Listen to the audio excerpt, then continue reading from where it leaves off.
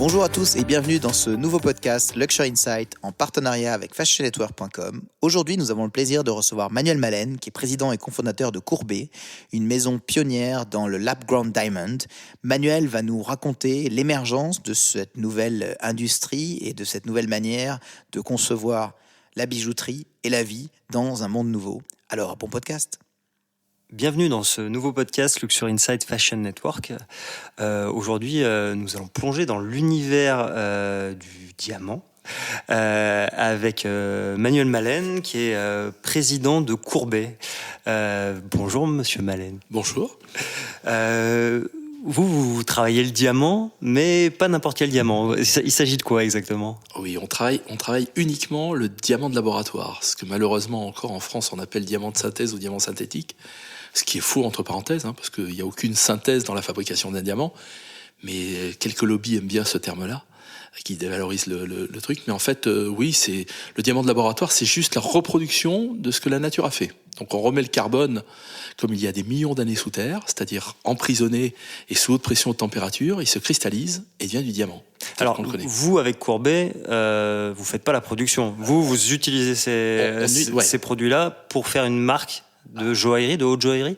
Absolument. L'idée, c'était d'utiliser, à partir du moment où on a découvert que ce diamant existait, c'était une alternative écologique incroyable au diamant de mine. On s'est dit, il faut créer la marque qui va avec. Et la marque qui va utiliser ce diamant-là, qui va également utiliser de l'or recyclé, parce qu'on sait qu'il y a plus d'or au-dessus de la Terre qu'en dessous de la Terre. Donc on utilise de l'or qui vient des téléphones portables et des ordinateurs. Donc c'est assez drôle.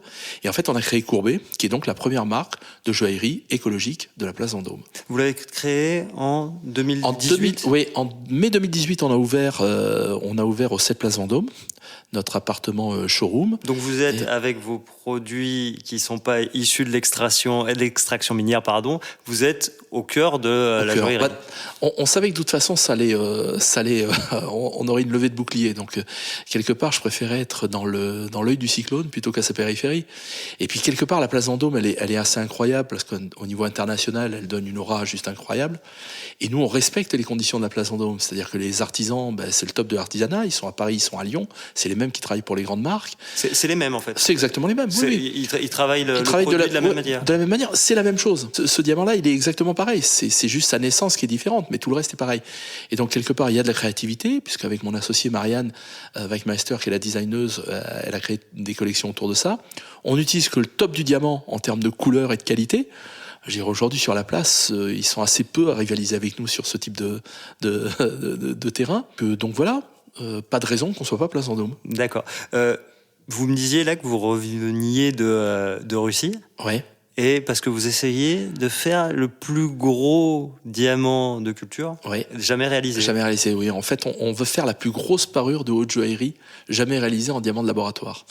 Et en fait, on est en train de faire pousser, avec notre partenaire là-bas, un diamant de 15 carats. Mais comme toute la parure est en D ou E, en couleur de diamant, qui est le top, on a besoin d'un diamant de 15 carats qui soit du D ou du E. D'accord. Et en fait, j'y étais il y a 15 jours, on a ouvert la machine en live, et le diamant, il est pas beau.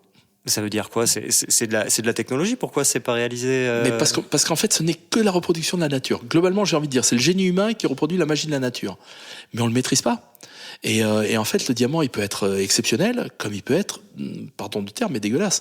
Et là, en l'occurrence, il était plutôt dégueulasse. C'était pas gagné. Et du coup, vous réenclenchez la machine ? On recommence à zéro. C'est reparti pour 2 mois. Donc c'est 2 mois. C'est 2 mois, et dans 2 mois, je suis pas sûr qu'on y arrive encore, mais voilà, il faut le faire. Vous n'avez pas de point de contrôle pendant ces 2 mois. Il n'y a pas de possibilité. C'est 2 mois où tout se passe à l'intérieur de la machine, avec de la haute pression, de la haute température. On peut pas arrêter le système à un moment donné pour vérifier ou quoi que ce soit. Non, c'est impossible. Et du coup, quelle est la part de chance ? Enfin, en tout cas, quelle est votre chance d'avoir un bon produit bien utilisable, bien réalisable ? J'ai envie de dire, c'est sur la quantité. On sait aujourd'hui, alors sur des diamants un peu plus petits, que globalement, la qualité de diamant qu'on utilise nous, c'est entre 5 et 15% de la production. Donc, quand tu auras la quantité, forcément, il y a un moment donné sur... Alors, on a déjà eu l'expérience, parce qu'on a vendu le plus gros diamant, le précédent, c'était un 9 carats. Et ce 9 carats, il nous avait fallu 1 an pour l'avoir. D'accord. Il nous avait fallu 3 échecs, une réussite. Donc, vous êtes au-dessus de la moyenne, ça fait 25%. 25%. Oui, ça fait 25%, donc ça c'était pas mal. C'était pas du dé, c'était du E, heureusement. Enfin heureusement, non, mais là oui, j'espère que la prochaine fois ou la fois suivante ça devrait le faire, j'espère vraiment. C'est quoi les enjeux pour vous en tant que marque sur un produit innovant? Je ne sais pas comment vous le qualifiez d'ailleurs ce produit, en tout cas cette approche, mais quels sont les défis pour vous actuellement de travailler ces sources-là de matière? Alors le défi, il est de le faire connaître et de faire comprendre aux gens que c'est la même chose, parce qu'évidemment on attaque quand même un sacré symbole qui est le diamant. On attaque certains mythes du diamant de mine, comme sa rareté, ce qui est pas le cas. Il faut être clair. On a extrait des milliards de carats des mines. Ça, les gens l'oublient un petit peu. Donc voilà. Donc on s'attaque à toutes ces choses-là. Donc voilà, il faut le faire connaître tout simplement. Et moi, mon plus beau parallèle, alors même si c'est pas forcément celui que je préfère, mais quelque part quand les gens me disent mais c'est pas un diamant, c'est pas. Je dis écoutez, ok, c'est pas un diamant. Mais alors un bébé brouette, c'est pas un vrai bébé pour vous alors. Donc voilà, donc Noé, à part la naissance, c'est exactement la même chose. Ça vient avec les mêmes certificats de gémologie. Personne ne peut voir la différence. Vous mettez ça dans les mains d'un diamantaire, d'un gémologue, il vous dit juste qu'ils sont très beaux. Voilà. Donc voilà, donc l'idée elle était là. Mais à partir de là, la valeur du luxe, c'est un peu la rareté, c'est un peu la notion d'aller chercher ce produit exceptionnel. Là, si vous pouvez l'avoir directement entre guillemets, même si vous nous dites que c'est pas le cas à l'heure des technologies actuelles, mais quel est encore l'intérêt d'avoir un diamant? Alors il y a juste une chose que les gens oublient un petit peu, c'est que derrière déjà ce mythe de la rareté du diamant, je vais vous donner juste un exemple. L'année dernière, on a extrait des mines 150 millions de carats. On a fabriqué en laboratoire 4 millions de carats. Donc si la rareté est d'un côté, elle est plutôt chez nous. Ça, c'est la première chose. Et deux, vous imaginez bien, ça fait 200 ans qu'on exploite les mines. Donc faites le compte et vous verrez combien de milliards de carats ont été extraits des mines. Ensuite, ce que les gens oublient, c'est que les plus gros trous faits par l'homme sur la Terre sont des mines de diamants. C'est un désastre écologique. Allez sur Internet, tapez mine de diamants, images. Donc après, l'histoire de la valeur, je sais pas, moi, je trouve que la valeur de la techno, qui n'abîme pas la Terre, qui fait un truc qui est extraordinaire, elle a à la limite plus de valeur pour moi que quelque chose qui va être extrait dans des conditions qui sont pas souvent glorieuses, hein, et qui en plus détruisent la Terre. Parce qu'aujourd'hui, c'est où les mines de diamants? Ça se situe pas forcément ça se situe en Afrique, ça se situe en Russie, ça se situe au Canada. Mais allez sur Internet, je vous jure, tapez mine de diamant image et vous verrez. Parce que pour extraire un diamant de 1 carat c'est 0,2 grammes. On va jusqu'à extraire, alors c'est le maximum, mais 250 tonnes de minerai. 250 tonnes de minerai, c'est le poids de 3 avions. Pour un truc qui fait 0,2 grammes. Oui, il faut s'en rendre compte quand même. Voilà. Donc, il y a un moment donné, ok, et quelque part, et si je vais un tout petit peu plus loin, la beauté d'une pierre, c'est pas le côté brut de la pierre, c'est sa taille. C'est donc l'intervention de l'homme, quoi qu'il arrive, qui a rendu la pierre belle. Faut être clair. Là, l'intervention de l'homme, elle est toujours là. Il y a toujours de la taille. Nous, quand on produit en laboratoire, on produit du brut, et ensuite ça passe par la main de l'homme. Ce qu'il faut dire, et qu'on n'a pas encore abordé, mais c'est votre parcours. Vous êtes passé par des maisons qui travaillaient le diamant de mine. Ouais. Donc vous connaissez ce circuit-là. Vous venez d'où à l'origine? Moi, à l'origine, j'ai fait 23 ans chez Richemont, sur différentes marques comme Piaget ou Beaumercier. Ensuite, en 2013, avec un associé, un fonds, on avait racheté la marque Poiret. Et quand j'étais chez Poiret, j'ai découvert ce diamant, entre parenthèses, chez un de nos fournisseurs. Et de là est venue l'idée de créer une marque autour de ça. Et donc en 2017, voilà, j'ai quitté Poiret et avec Marianne, mon associé actuel, on a lancé cette idée un peu folle. Quand vous étiez chez Richemont ou avec Poiret, vous aviez repris, il y avait une réflexion déjà autour de l'origine des diamants, sur comment c'était, ou c'est quelque chose de très récent? Sincèrement, non. Ouais. Non, il y avait pas d'origine. Je crois que ça a arrangé beaucoup de monde. Oui. D'ailleurs. Mais alors aujourd'hui, c'est plus le cas, et tant mieux. Maintenant, il y a beaucoup de choses qui sont améliorées dans le diamant de mine. Hein. Il faut être clair. Maintenant, nous, on parle d'écologie, et sur l'écologie, il n'y a pas de solution, si ce n'est d'arrêter les mines d'extraction, que ce soit pour l'or, ou que ce soit pour les diamants, ou même les autres pierres, entre parenthèses. Donc voilà, mais c'est vrai que c'était pas un souci premier.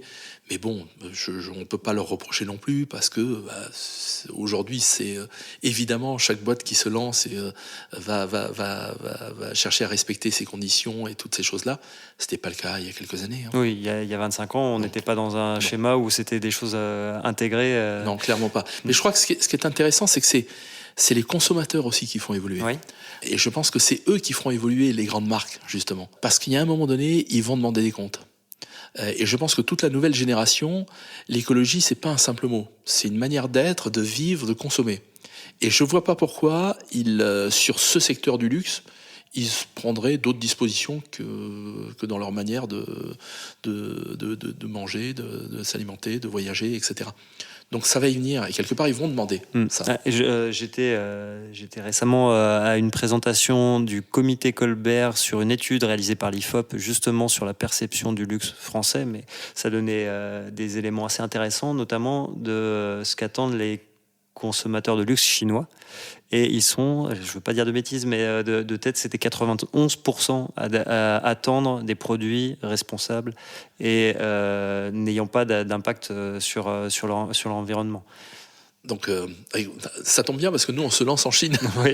On se lance en Chine en décembre où effectivement on avait un peu cette analyse-là.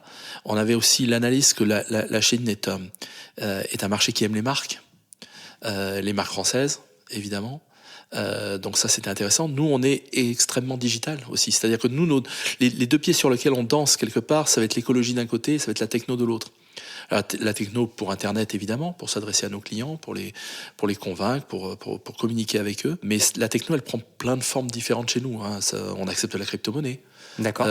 On délivre nos certificats sur blockchain. On a un configurateur 3D sur Internet qui vous permet de faire votre bague en live. Et ce n'est que de la 3D, c'est assez incroyable.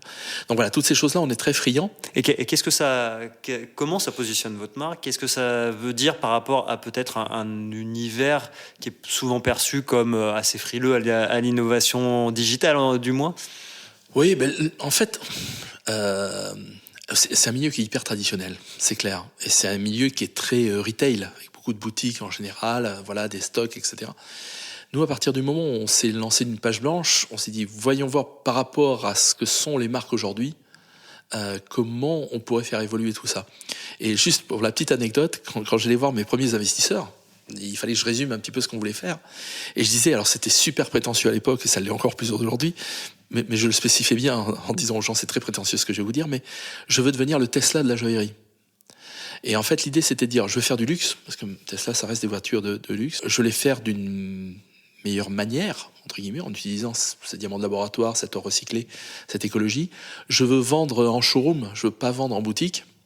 Je veux vendre sur Internet. Et je veux pas d'intermédiaire entre moi et le client final. Donc voilà, c'était un peu ce résumé-là.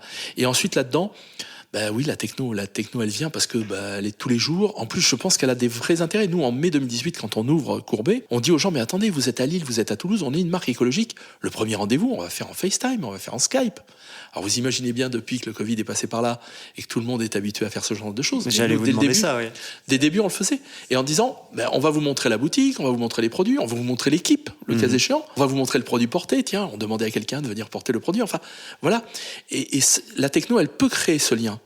Parce que là, en 3 ans, effectivement, il y a eu 1 an et demi de crise Covid, où c'est plutôt allé peut-être dans votre sens. Enfin, quels enseignements vous avez eu sincèrement, je crois que le Covid, alors c'est malheureux pour plein de gens, hein, mais pour nous, il a été plutôt bénéfique parce que effectivement, déjà la vente sur Internet s'est développée et nous, on vend quand même pas mal sur Internet. Et puis quelque part, ce Covid, il a été aussi quelque part comme un petit signal d'alerte aussi en disant attendez, il y a le changement climatique, il y a le Covid, il y a tous ces trucs-là.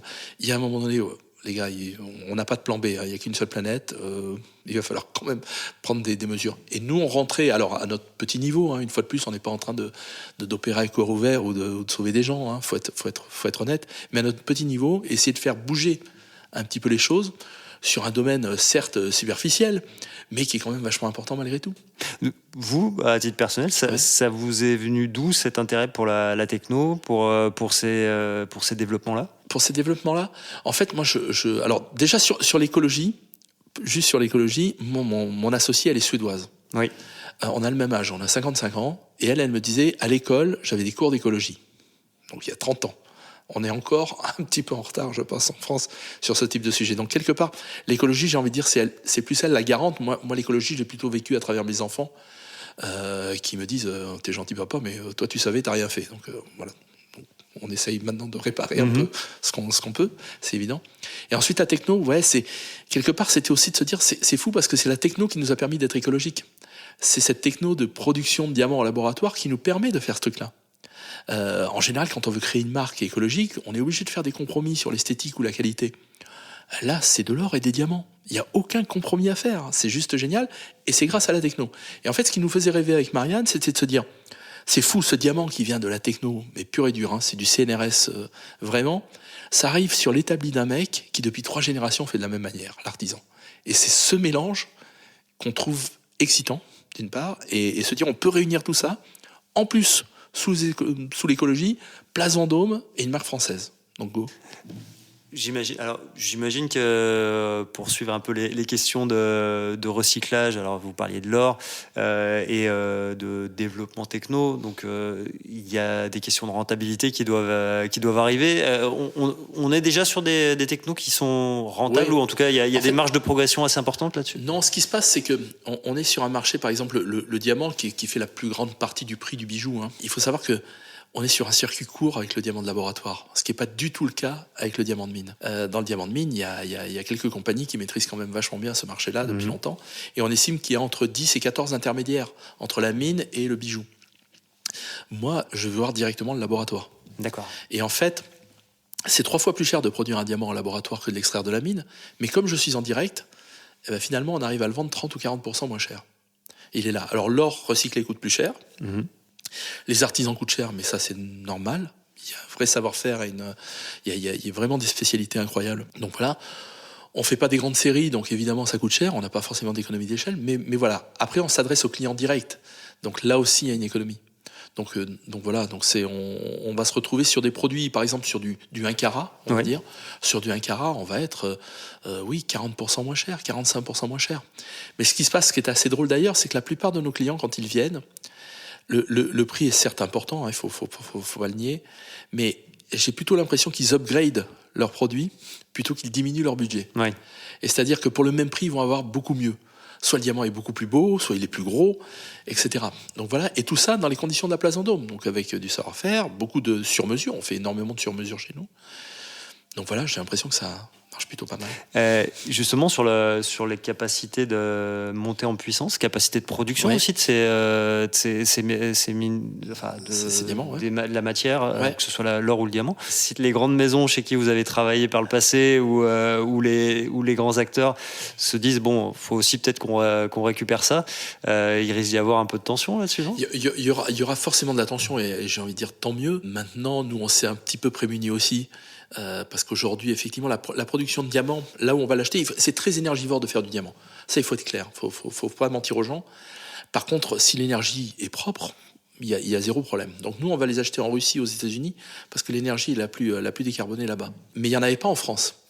Et en fait, on s'est très vite rapproché d'une chercheuse du CNRS qui s'appelle Alix Jiquel, qui a monté une boîte qui s'appelle Diam Concept. D'accord. Et quelque part, on a tissé des liens relativement forts pour développer ça et enfin avoir du diamant français.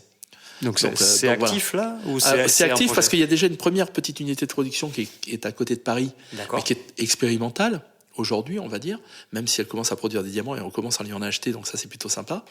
Donc mais ça va du diamant français. Ouais, et ça va monter en puissance. Et moi, mon rêve, c'est d'avoir 100% des diamants français et d'avoir une joaillerie 100% française. Alors elle serait 100% française, ça serait avec le top de l'artisanat, ça serait Place Vendôme, ça serait écologique, ça serait digital. Pour vous, ça cocherait pas mal de cases. Ça aurait de la gueule quand même. Ouais, pas mal. Sur le secteur en particulier, plutôt au sens large, la période qui vient de se passer, sur pas mal d'axes du luxe, là, on voit que ça a bien redémarré dès le début d'année, voire même un peu avant. Vous voyez quoi en particulier sur la joaillerie ? Ça redémarre aussi. Oui, ça redémarre. Est-ce qu'il y a une attente différente du client final après cette période-là ? Alors, je sais pas s'il y a une attente différente. Nous, on a de plus en plus de clients, donc c'est plutôt bien. Est-ce que c'est parce que l'attente est différente et qu'on y répond Tant mieux. Est-ce que c'est parce qu'on est de plus en plus connu et que ça fonctionne et qu'il y a un bouche-oreille positif? Sincèrement, je ne saurais pas le dire. Le secteur de la joaillerie, il est un peu particulier parce que ça reste dans le domaine du luxe, ça reste le secteur le moins brandé de tous les autres. Et donc, quelque part, il a un champ de développement qui est incroyable. Qu'est-ce que vous voulez dire par là? C'est-à-dire que expliquer un peu. Si je prends l'horlogerie, quasiment 100% des montres sont des marques. Oui.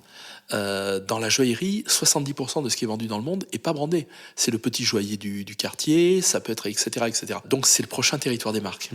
Et on le voit d'ailleurs quand on regarde un petit peu ce qui se passe, les investissements actuels, les investissements, les machins, etc. De toute évidence, c'est le cas. Et ça va être le cas. Donc il y aura de plus en plus d'investissements publicitaires et donc on va quelque part de plus en plus motiver l'achat ou trouver des moments pour acheter. Donc il y aura de plus en plus de marketing. Donc je pense que la joaillerie sera étant un peu à part. Je pense qu'elle a continué à bien fonctionner, elle va continuer à très très bien fonctionner, quand bien même il se passerait des crises. Par rapport à ce que vous disiez là sur l'appétence des grands groupes de luxe pour les joailliers, vous le regardez comment? Est-ce que vous avez été approché? Oui. Nous, on a la chance. Alors maintenant, c'est un peu officiel, mais c'est vrai. On a la chance d'avoir Chanel dans notre capitale, qui nous a aidés, qui nous voilà. Alors même si je sais ils veulent pas aller dans ce secteur aujourd'hui, mais en tous les cas, ils nous regardent avec attention et bienveillance, ce qui est encore mieux. Donc voilà, oui. Je pense qu'il y aura d'autres groupes qui feront ce pas-là, c'est évident. C'est évident parce que pour moi c'est un peu c'est comme si vous me disiez l'électrique ou l'hydrogène c'est pas l'avenir de l'automobile. Voilà, je pense qu'ils vont y aller quoi qu'il arrive. Oui, d'une manière ou d'une autre. Alors c'est toujours plus facile, il faut être honnête, nous on a démarré d'une page blanche. Donc c'est quand même plus facile qu'une transformation. La transformation, il y a beaucoup de stocks, beaucoup de produits, ils ont beaucoup de boutiques. Voilà, donc c'est compliqué à mettre en œuvre. Il y a aussi des cultures d'entreprise. Voilà, qui va falloir un petit peu bousculer. Voilà. Donc voilà, mais c'est clairement pas impossible. Voilà. C'est intéressant parce que ce que vous êtes en train de dire, c'est que les groupes de luxe vont aussi ouvrir un peu les opportunités pour les marques de joaillerie. Je pense, oui, j'en suis intimement persuadé. Et puis une fois, c'est ce qu'on disait tout à l'heure, je pense que le consommateur aussi va avoir des attentes à ce niveau-là.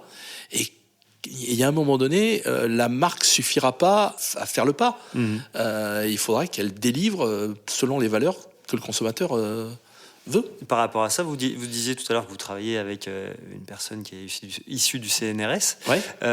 Vous voyez aussi cette connexion avec la recherche qui se développe ou pas? Oui. Je pense qu'il y a des choses incroyables qui se font sur. Alors il y a plein de domaines de recherche, mais ça peut être la recherche sur la réalité virtuelle. La réalité, imaginez le jour où vous arrivez à faire essayer un bijou sans qu'il soit là, en le dématérialisant complètement, c'est assez incroyable. Il y a des choses sur l'impression 3D. On arrive à imprimer des choses en or, en 3D. C'est juste incroyable et je pense qu'il y a des marges de progression là-dessus. Il y a des marges de progression incroyables parce qu'on va pouvoir faire des choses qu'à la limite l'homme ne peut pas faire. Et donc va y avoir... On le voit avec d'autres matières, mais là ce sont des nouveaux matériaux avec lesquels l'impression 3D avance. Ouais, ça sera possible. Alors il faudra le concevoir. Faudra pas le concevoir. Faudra le concevoir avec l'aide de la machine quelque part. Ça va être intéressant. Je pense qu'il y a une vraie interaction qui va être assez marrante. Vous regardez de ce côté-là ou oui, bien aussi. Sûr. On regarde ça. Tout ce qui est techno globalement. On regarde ça vous plaît. On regarde les NFT. On regarde plein de choses comme ça. Parce que voilà, il faut être. Et puis il y a des choses incroyables. Nous, la blockchain, par exemple, elle nous a permis effectivement de délivrer nos certificats, nos factures, etc., de manière infalsifiable, immuable, etc. Mais on a rajouté de l'assurance dedans. D'accord. C'est-à-dire que votre bijou, il est assuré. Si pendant 2 ans on vous le vole, je vous le remplace. Tout ça, c'est intégré dans la blockchain et c'est facile à faire. C'est ce genre de choses. Donc moi, je pense vraiment que la techno va nous faciliter la vie. C'est là pour simplifier l'ensemble en fait de ce que vous proposez, pas seulement la réalisation du produit. Exactement. Et je pense que ça, quelque part, ça remplacera pas effectivement le contact ou la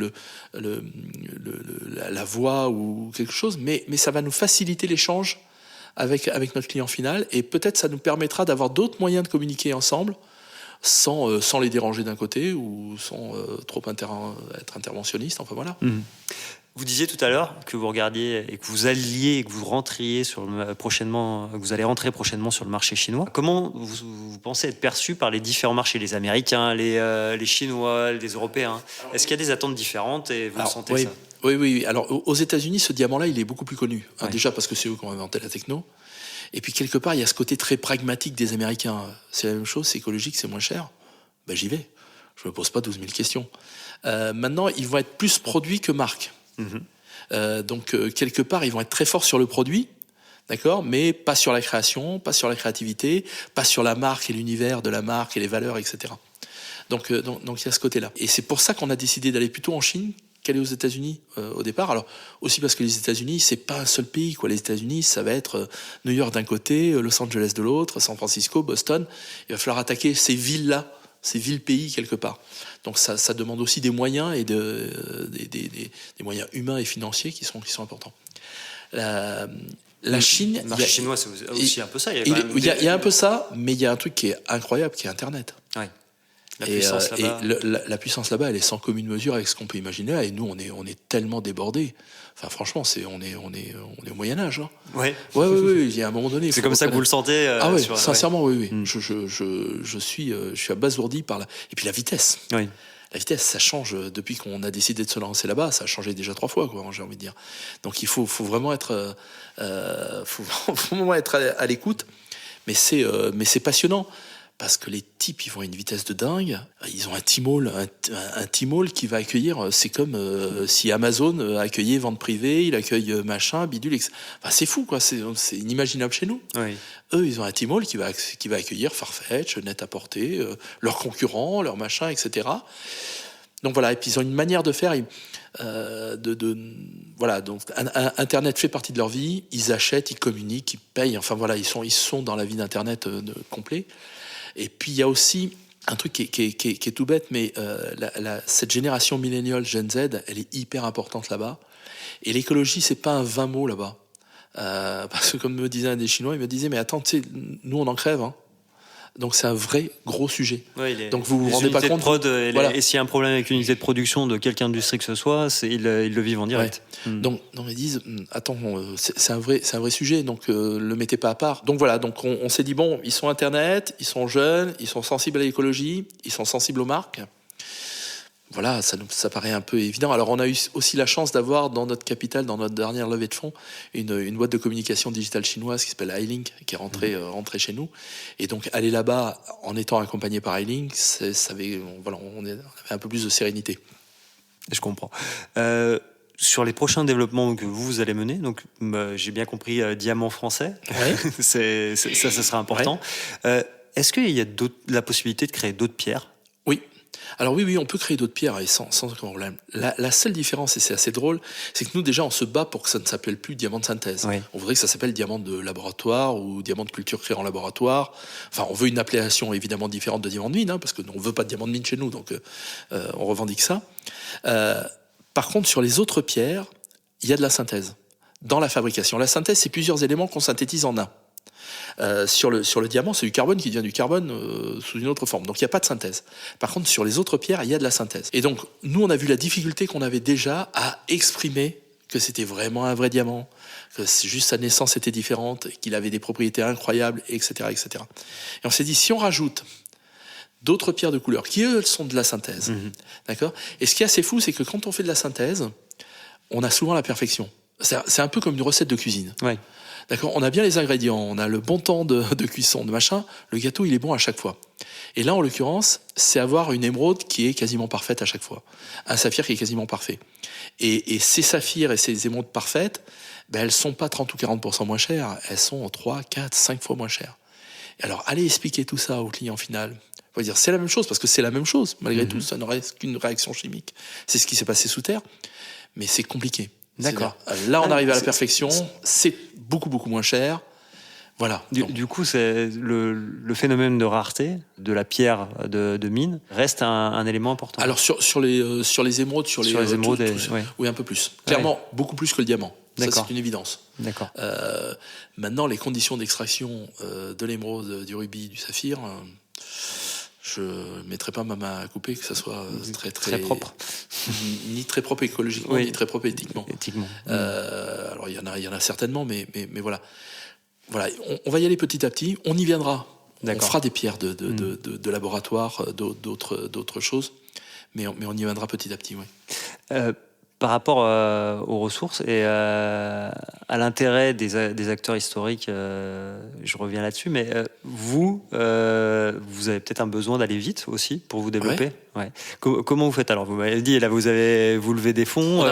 On a levé des fonds Ouais. il y a pendant le Covid. Ouais. On a levé 8,5 millions. Et là, je pense qu'on en refera une d'ici quelques mois. D'accord. D'ici quelques mois parce que ça se développe vite, parce qu'il y a des opportunités incroyables.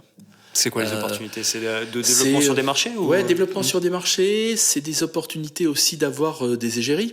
Nous, il y a des gens qui viennent taper à aujourd'hui des égéries mondiales parce qu'on est propre, parce que ça correspond à ce qu'ils ont envie de défendre. Exactement.